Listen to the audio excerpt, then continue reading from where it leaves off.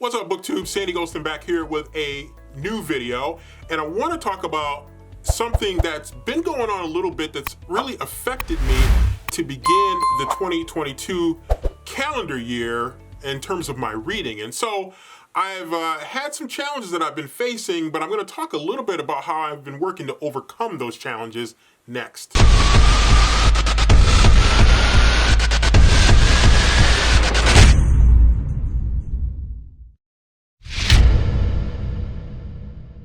So if you're an avid reader, as I am, and as probably many of you are who are going to be watching this video, you know that at times, many of us, if not all of us, you're gonna run into that reading slump that just kind of trips you up, and you're just finding a way to just try to climb out of this hole that you're in, and you're looking for different strategies, you're looking for things that just are gonna kind of reignite the pilot to get you back going again. And so one of the things that I typically do when I get in a little bit of a reading slump, there are two different things that I will try when I get into that reading slump.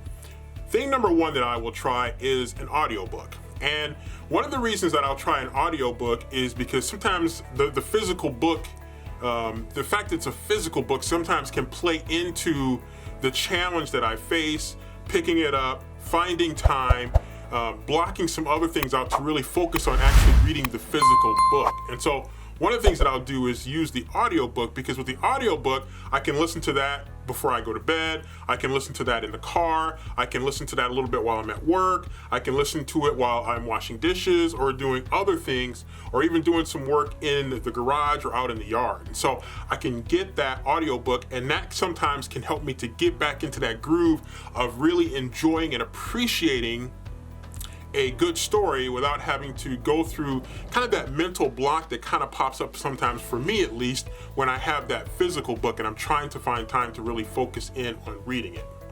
The other thing that I can do is to focus on a kind of a shorter book, not necessarily a novella, but a book that's either shorter or a very fast-paced read. And so I've been really looking for that type of book, and I actually finally found it. And this kind of helped me in two different ways. Number one, I did most of it as an audiobook, but also there's part of it that, you know, is the physical copy of the book. And so the book that I picked was actually a sequel.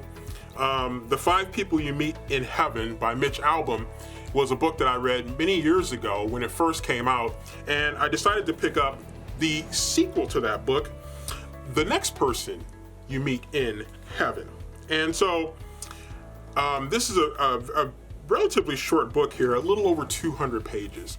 And not just that it's a short book, but it also reads very fast. Now, also with this book, I really enjoyed the first book, which was a huge success, a #1 New York Times bestseller, in fact, and just a brilliantly told story that really gets you thinking about life and death and whether the things that you really did matter, because sometimes you matter to people, but they don't necessarily tell you explicitly that you matter to them. They may feel like they're showing it in certain ways, but they may not necessarily be telling it to you, and sometimes you may not pick up the clues of what people are saying to you in terms of how they feel about you.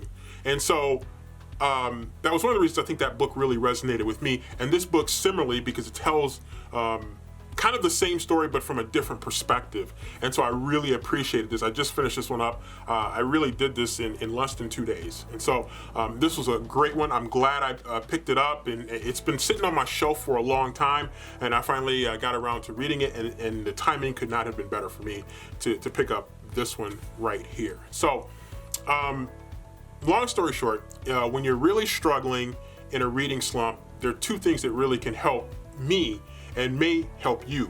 And that is to try an audiobook, even a shorter audiobook.